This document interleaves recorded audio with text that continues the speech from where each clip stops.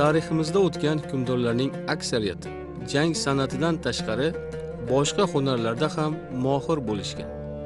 Jumladan, Xiva shayboniylari vakili Abulg'ozi Bahodirxon ham harb ilmidan tashqari adabiyot va tarix borasida ham bilimdon kishilardan edi.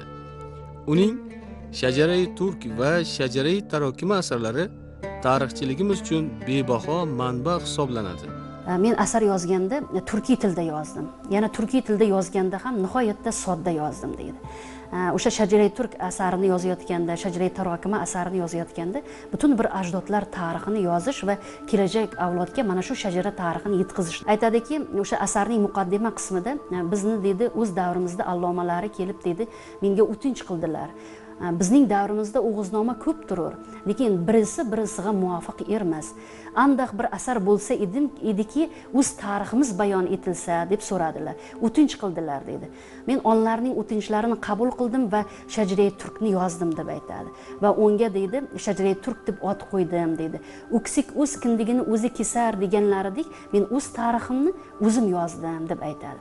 Va asarning ma'lum bir qismlari bayonidan keyin o'sha asarni tuzilishi, kompozitsiyasi haqida, aynan qurilishi haqida uni muqaddima qismida aytadi. Asarni 9 bob qildik deydi. Chunki deydi, har narsani oxiri 9dir deydi.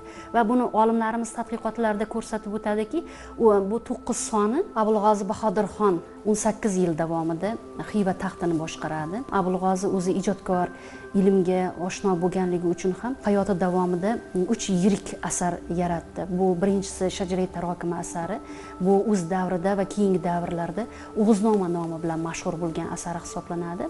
Va ikkinchi asari bu Shajarai Turk asari, ya'ni turklar shajarasi asari hisoblanadi. Va uchinchi bir asari borki, aynan Ibn Sinoni tibbiyotga oid bilimlaridan ta'sirlangan holda o'z davrining tabibi sifatida Manofil inson, ya'ni inson uchun foydali bo'lgan bir kitob yozadi. Abulg'ozi Bahodirxon aytadiki, men asarni yozayotganimda 18 mujallad hozir edi, ya'ni meni oldimda 18 ta eng muhim manba turgan edi. Shu manbalardan o'qib takror bo'lmasin deb ular aytmagan jihatlarga to'xtaldim deb aytadi. Mana shu jihatdan ham o'z davrigacha yaratilgan eng mashhur tarixiy manbalardagi takrorlarni emas, balki ularda aytilmagan fikrlarga diqqat qaratganligi bu Abulg'ozi asarining muhim adabiy va tarixiy manba ekanligini isbotlaydi. Men dedi, asarni andaq yozdimki dedi, 5 yashar o'g'lon tushunur dedi. Meni asarimni katta kishilar, ya'ni yuqori tabaqa uchun emas, xalq uchun yozganligini u ko'rsatib beradi. Mana shunday xalqona so'zlashuv uslubidan, mahorat bilan foydalanganligi, xalq og'zaki ijodidagi o'gitlardan, badiiy tasvir vositalaridan, iboralardan mahorat bilan foydalanganligini ko'rishimiz mumkin.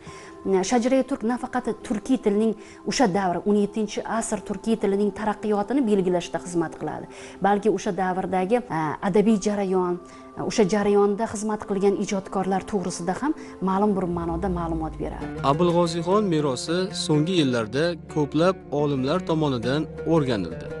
Uning asarlari yuzasidan ilmiy tadqiqotlar olib borildi. Endi Abulg'ozini Shajarai Tarokima asari va Shajarai Turkda O'g'izxon haqidagi ma'lumotlarni biz tadqiqotlarimizda qiyosiy o'rganganmiz. 2017-yilda Mumtoz so'z nashriyotida monografiyamiz nashr etilgan edi. Bu O'g'iznoma yoki Shajarai Tarokima deb, ya'ni Shajarai Tarokima aynan O'g'iznoma nomi bilan mashhur bo'lganligini inobatga olib, ana shu nom bilan atagandik va bu kitobda, bu tadqiqotimizda aynan 2 asardagi O'g'izxon obrazini O'g'iznoma dostonidagi O'g'izxon obrazi bilan qiyosiy tahlil qilganmiz.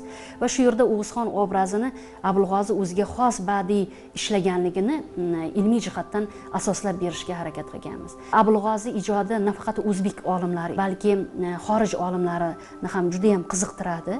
Ayniqsa turkiyalik olimlar uning Shajarai Tarokima va Shajarai Turk asarlarini turkiy adabiyotining eng yuksak namunasi sifatida e'tirof etgan va juda ko'plab ilmiy tadqiqotlarni amalga oshirgan. Abulg'ozini Shajarai Turk asari bo'yicha, uning tili bo'yicha bir necha tilshunoslikda tadqiqotlar amalga oshirilgan. Adabiyotshunoslik nuqtai nazaridan Halim Xudaynazarov o'rgangan edi. O'z davrida Halim Xudaynazarov, keyin Qobiljon Tohirovni Shajarai Tarokimani nashri bo'yicha qilgan ishlari bor va maqolalari bor. Bu mavzuga bag'ishlangan va keyin tarixchi olimlarimiz Burba Ahmedovni aynan Shajarai Turk asarining yaratilish tarixi bilan bog'liq bo'lgan ilmiy ishlari bor.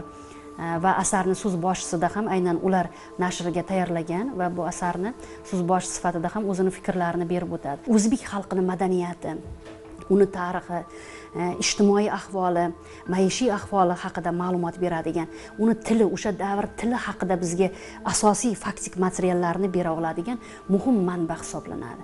Uni tilshunoslar ham, tarixshunoslar ham, sharqshunoslar ham, adabiyotshunoslar ham turli nuqtai nazardan o'rganishi kerak va bugungi milliy mafkura nuqtai nazaridan yangicha tadqiq etilsa, albatta adabiyotshunosligimiz uchun ham, ilm-fan taraqqiyoti uchun ham munosib ish bo'lgan bo'lar edi.